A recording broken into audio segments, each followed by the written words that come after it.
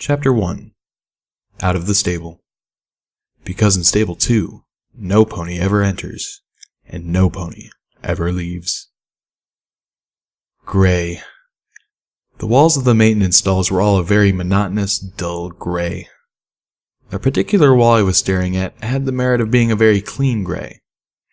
Pit-bucks were notoriously hardy and reliable, so being the stable's pit-buck technician meant that there were long periods of nothing to do. Being the pit-buck technician's apprentice meant that I was assigned all the mundane daily chores while my trainer took extended naps in the back room. Chores like cleaning the walls. This wall needs a mural. I let myself fantasize, picturing the overmare agreeing and ordering Pallet herself to turn our entire stall into one of her brightly colorful masterpieces. Pallet was the greatest painter in Stable 2, and like every skilled artist, that made her a stable treasure. Life in Stable 2 inevitably began to eat at your spirit. You were born in the stable, you lived your whole life in the stable, you were going to die there. And the course of your life was largely laid out for you to see by your cutie mark party. So the overmare insisted that a new song be added to the stable broadcast repertoire each week, that public areas were brightly painted and adorned with uplifting and motivational murals, and that regular parties were planned in the atrium, all in an effort to distract and stave off depression. Reality came crashing back as I stared at the eternally blank gray. Beautifying maintenance was tragically low priority already, and the pit-buck technician's stall was one of the least trafficked parts of maintenance. I felt my ears droop as I started to realize that I'd be staring at the same gray wall nearly every day for the rest of my life. Oh dear, is it really that bad? And there she was, Velvet Remedy, the gorgeous charcoal-coated unicorn with streaks of color in her white mane, and with her voice as smooth as silk and rich as the finest chocolate, was standing in the doorway of my stall. I felt immediately grateful that I had finished cleaning, and simultaneously ashamed that the room was so beneath her. I couldn't believe she was standing there. I'd seen her on stage above us at late parties. I'd listened to her songs incessantly, recording every new one on my pit-bucks so that I didn't have to wait to hear it again. I'll admit it now. I'd had a crush on Velvet Remedy for years. Me and at least 300 other ponies. My mother used to laugh at that. "Little Pip," she would say, chortling with her friends, "Velvet Remedy's barn door doesn't swing that way."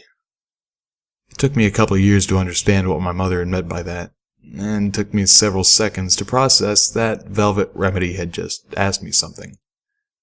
"Whoa, huh?" Wonderful response, Little Pip. So elegant. I wanted to dig my way through the concrete floor and pull the chunks over the top of me. She smiled sweetly. She smiled at me. And in that amazing voice, "You looked so heartbroken when I came in. Is there anything I can do?"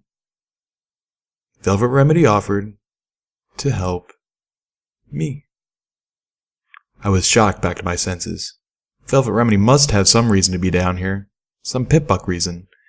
It wasn't like she would just go wandering around maintenance after all. Looking around, I realized that I was the only pony on duty. My teacher was, as usual, asleep in his office. "Oh no, it was nothing." I tried to regain composure. "How may I be of assistance?" Velvet Remedy's expression was both compassionate and unconvinced, but she lifted a forehoof, raising her pit-buck up to my gaze. A more elegant model than mine, with her initials and cutie mark, a beautiful bird with wings outstretched and beak open in song, embellished it tastefully. "I hate to be a bother, but it's begun to chafe. Could you replace the padding?" "Oh, absolutely." I was already levitating the special keys used to unlock a pit-buck from a pony's foreleg. As an apprentice pit-buck technician, I had all manner of special precision tools in the pockets of my utility barding. "I'll have it done in a right quick." The pit-buck came off with a click. Velvet Remedy chuckled hesitantly, lowering her hoof. "Oh no, that's all right. Take your time. I'm going to put some salve on this leg back in my room and rest up for the afternoon." That's right. Velvet Remedy was performing at the Stable 2 saloon tomorrow night. I would have to polish it up, make it worthy of being worn above her hoof. If I spent all night on it, I could give it a full tune-up, have it running as smoothly as the day she got it, and still have it back to her before the show. Alright, I'll have it back to you by this time tomorrow. You won't be disappointed, I promise. She smiled at me again, and all the gray in the world couldn't darken my day. Thank you. And then she turned to go. I watched as her cutie mark disappeared around the doorway. Then she was gone. The next day, I was whistling one of Velvet Remedy's songs as I walked down the halls towards her room. Her Pip-Buck was hovering along beside me in a field of magical levitation, freshly padded with the best lining I could find, looking shiny and new. I was tired from a long night of work, but in high spirits. Velvet Remedy was going to be so happy with my work. Turning the corner, I was startled out of my reverie by the massive ponies gathered outside Velvet Remedy's door. Damn, I was going to have to battle my way through hoofprint sinkers and paparazzi. Levitating the Pip-Buck higher, I started to shove my way into the crowd. She's gone! How could she leave? The hushed voices and panicked whinnies around me grew alarming. Why would she abandon us? Gone? Velvet Remedy was gone? And then the words that stopped me cold. I didn't think the stable door could even open. She was gone outside? Don't worry, every pony, boomed the voice of the overmare from somewhere in the crowd. I have the tag of each and every pony in the stable. I will personally send out a rescue party. We'll have our Velvet back by the end of the day. Worry not. I felt I was drowning in cold, wet cement. My gaze slowly moved up towards the Pip-Buck floating above me. I lowered my head, slowly trying to back out of the crowd, curling the floating Pip-Buck close. When the overmare brought up Velvet Remedy's tag, it would lead every pony not to Velvet, but to her Pip-Buck sitting in the maintenance. With a thump, I backed into some pony, startling me enough that the levitation field evaporated into poof, and the clean and shiny Pip-Buck clattered to the floor. Turning, I found myself eye to eye with the overmare. She didn't speak, her gaze turning to the Pip-Buck on the ground. Velvet Remedy's initials and cutie mark were clearly visible. What is this? The overmare spoke slowly, dangerously. All eyes turned to me. I could feel every pair of eyes. Nobody spoke. The silence bore down like a lead blanket. My mouth went dry. I couldn't find my voice. I didn't need to. I could feel the wave of loathing. Dozens of Velvet Remedy fan ponies, and I was the pony holding the reason why their idol was lost to them. The overmare's voice was low and surprisingly gentle. Take it and go to your room. Swiftly. She didn't need to tell me twice.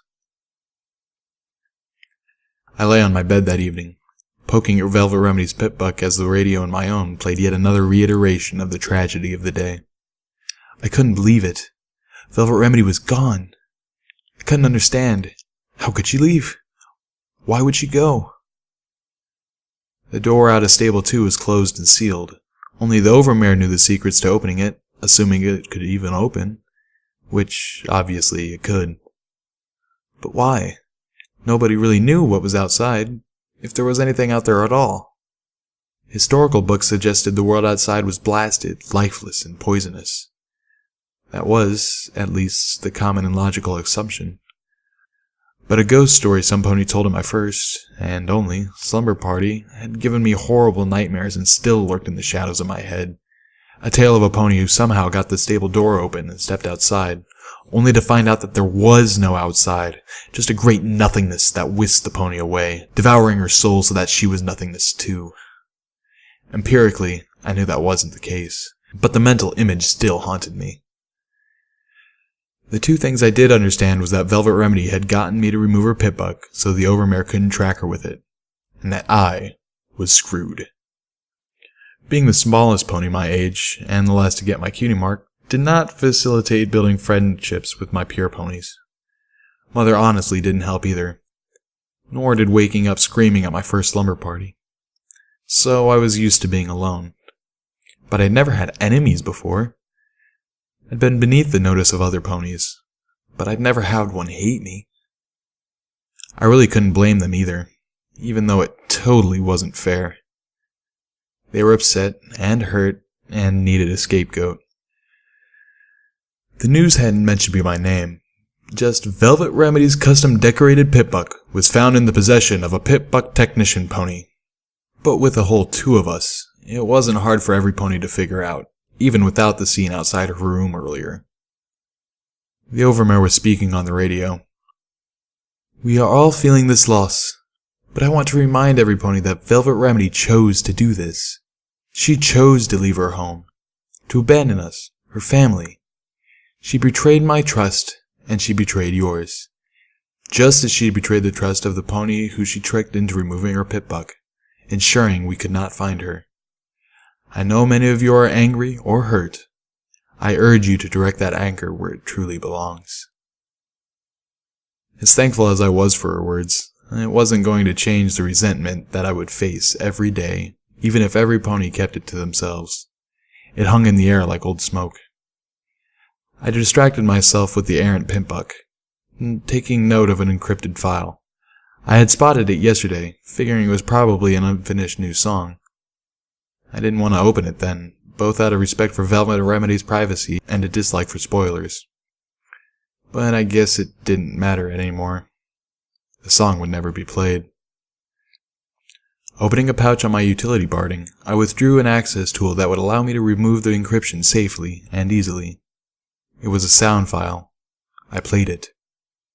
The override code for opening the door to Stable 2 is CMC3BFF. I shot up in surprise at what I heard. Swiftly, I turned off the radio and played it again. I didn't recognize the voice. It was female, kinda sweet, and had a strange accent that didn't sound like anyone in the stable. But now I knew how Velvet Remedy left. I must have sat there for hours, contemplating what I should do, but finally I made my choice. I was going to go outside after her. I was going to bring her back. I stood there, staring at the huge steel door that sealed Stable 2 away from the horrors, or nothingness, outside, and at the 2 guard ponies who blocked my way. I had my saddlebags packed with apples and necessities, even a big book of arcane sciences for something to read. I had 2 canteens around my neck. I was ready to go. But the Overmare was making sure there were no follow-up acts. Insistence and glowering looks weren't getting me anywhere. My horn was glowing, but they stood their ground unimpressed. They weren't going to let me anywhere near the control panel. "Hey, aren't you the filly who let our Velvet get lost outside anyway?" One of the guards inquired daringly, taking a bullying step forward. The other guard looked away in disgust. I'm not sure if he was disgusted at me, or if he felt like the Overmare seemed to about ponies wanting to take it out on me. I was kinda hoping it was the former, considering what I was about to do to them. Thud! The metal footlocker above them dropped onto their heads, knocking them both out cold. Earth ponies. They never see that levitating something up behind you trick coming. I was at the controls, entering the passcode from Velvet Remedy's Pip-Buck when the Overmare's voice boomed through the nearby speakers. "Stop! I order you to stop this instant." Yeah, that wasn't going to happen. "Guards! I want every guard pony at the Stable 2 door. Stop that filly." Oh, crap. My hooves fluffed to the main switch for the door, and I prayed to Celestia that the code worked. Then, with all my strength, I threw the switch. A loud clanging filled the air, followed by a hissing of steam and a great rumble that shook the room. As I watched, the massive bolt that held the door from Stable 2 shut slid back. A huge hinge arm swung down, attaching itself to the door, and with a teeth-hurting squeal, pulled the massive steel door out and away. Randomly, I found myself thinking in my mother's voice, "Stable 2's barn door doesn't swing that way." The door to Stable 2 wasn't supposed to swing at all. Even though I threw the switch, I was stunned to see it actually open. "You don't have to do this. Little Pip, isn't it?" The Overmare's voice kicked me out of my stupor. I could hear the hooves of galloping guards drawing near. I took a step towards the door. "Don't worry. I'll bring her back." "No, you won't. If you leave here, you'll never be let back in." For a moment, the unfairness stung. The Overmare was willing to send out a search party to bring back Velvet Remedy, But then Velvet was special, and I was not. Part of me wanted to turn back right there, crawl back to my room and my dreary, but safe, life. Drawing myself up, I stepped out the door. With a final hiss and a clang, the steel door of Stable 2 closed irrevocably behind me. I don't know what I expected to find just beyond the door, but it certainly wasn't this long, dark hallway that smelled of rotting timbers and sepulchre air. I was no longer in the stable, but I wasn't outside yet either. I was in limbo. I turned on my Pip-Buck's light and recoiled with a gasp at the skeletons of long-dead ponies which littered the hall. The outside of the stable door was marred from where ponies had slammed on it until their hooves cracked and shattered, trying to get in. Moving forward quickly, I discovered that the hallway opened into an old room with stairs leading up to a horizontal door with a shattered lock. The entrance from the outside world into Stable 2 had been cleverly disguised as the door to a humble apple cellar. And by disguised, I meant that the person who built it had been building an apple cellar. Taking a deep breath, I trotted up the stairs, swung open the cellar door, and stepped outside. Footnote: Level up. New perk. Cherchez la folie. Plus 10% damage to the same sex, and unique dialogue options with certain ponies.